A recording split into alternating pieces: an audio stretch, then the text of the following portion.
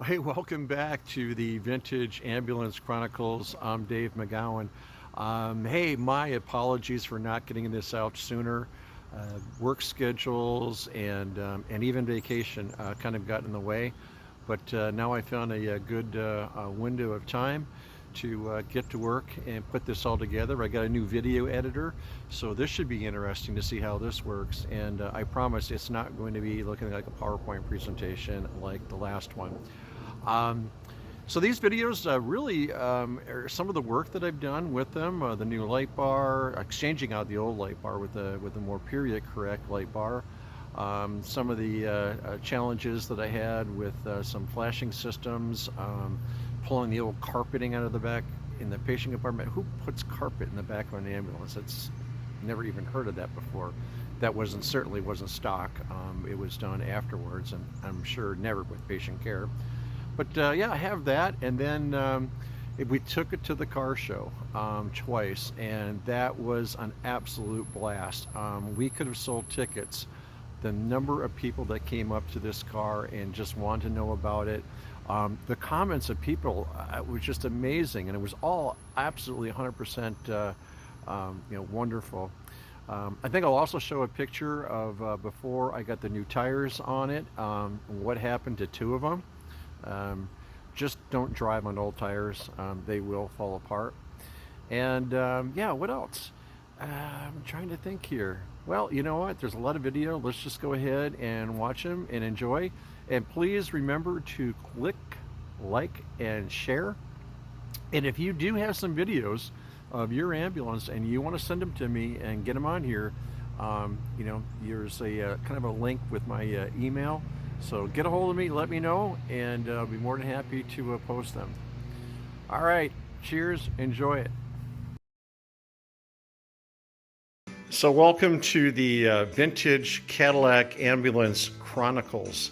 So, this right here is my new baby. It is a 1974 Cadillac Miller Meteor Lifeliner. The backstory is that this is the exact same year, make, and model of the ambulance that I took my first call in back in 1978, freshman in college. She is in absolutely fantastic condition. Clean all the way through. Interior is fantastic. Matter of fact, today I just had it up on the lift. We did a wheel alignment and put some brand new tires on it. And boy, everybody just remarked on how the underside was so unbelievably clean and tight with it. Now, if you notice, you'll see on this side it's got steel wheels, and those are going to stay. And then I'm actually going to put the OEM hubcaps over on this side. This side over here has the mag style wheels, which the previous owners put on. Those are going away. I'll be putting the steel wheels on this one and putting the OEM hubcaps. Interesting, these wheels actually set the offset of the tires a little bit differently. They actually stick out further. They had a little difficult time when they were doing the computerized wheel alignment because these mag wheels actually push the tires out further towards the outside of the vehicle, but they were able to get it done. Quick look on the inside. As you can see, everything is an absolutely just beautiful, well, meticulously maintained condition. She's just absolutely beautiful. Looking in the back. Yeah, there's a Model 30 that busted my back decades ago. Hurts every time I look at it. But again, everything is just beautiful, beautiful shape. People are always asking me, hey, what are those hooks for? And I said, well, that's where we would hang patients. And they're like, you hang patients? So fortunately, this came with an aluminum backboard. And I put it on there just to kind of demonstrate what it meant to hang a patient if you had multiple patients on board. Yeah, it is. She's just in gorgeous shape. I can't begin to tell you how many hours of painstaking details into it. Just putting things, graphic like ambulance on the side. I changed up the side graphics to be more period correct.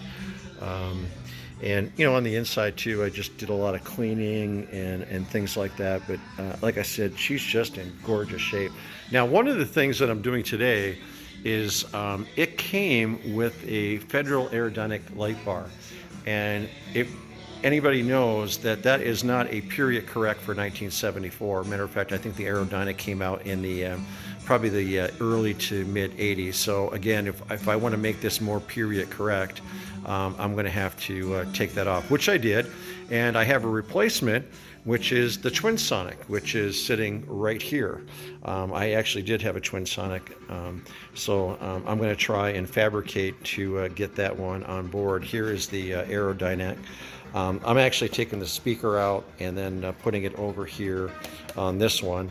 And the other thing I'm taking off is the motor here. The original motor burned out. I took it apart, tried to fix it, but the windings were just so burned up and bad that I couldn't do it. But fortunately, you know, I can rob Peter to pay Paul and put it on. The mounting is going to be a little bit different. I'm just going to have to fabricate. That's what this piece of nice aluminum here is for. So I'm just going to have to just figure out a way to, excuse me, to fabricate it. Shouldn't be a problem. And once I get that done, you know, just drill my holes and countersink a few of them and put it up here.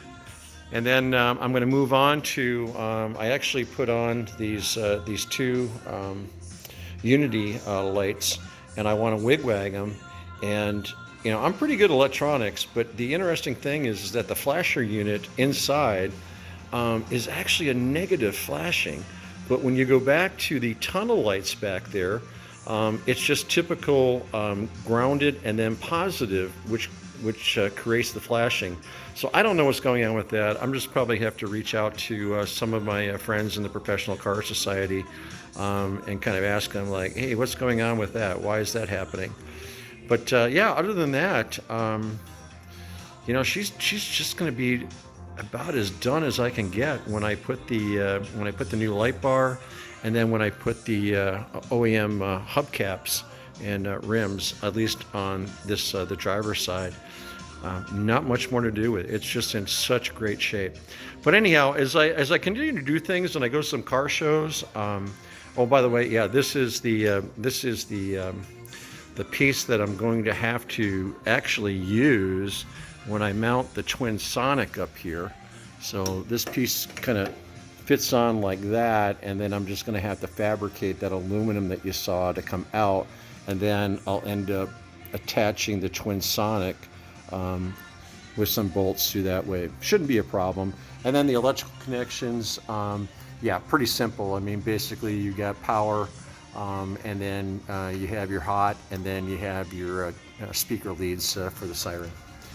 Hey, hope you enjoyed this. Man, I never thought I'd own one of these things, but being in EMS for 4 decades, I think I owe it to myself to have one. And I should, I'll video when I'm driving around town. I cannot believe the people that honk, wave, get to stoplights, people take pictures. When I had the car aligned today, the guys that work there never seen anything like this before. One guy comes up and he goes, "What in God's green earth is this thing?" I'm like, "Oh, dude, man, it's an ambulance." And he goes, "Well, I've never seen an ambulance like that before." I said, "That's because it's a 1974 era." Had to educate him. But yeah, I'm just proud to have it as a part of my stable. You know, I own a vet, I have other vehicles, had a Boss Hoss motorcycle, V8. So yeah, I do love my toys, but this one is very special. And in a future video, I'll kind of tell you how I acquired it and why this one is so special to me. Have a great day, everybody, and feel free to subscribe. This is my first video of the old vintage Cadillac Ambulance Chronicles.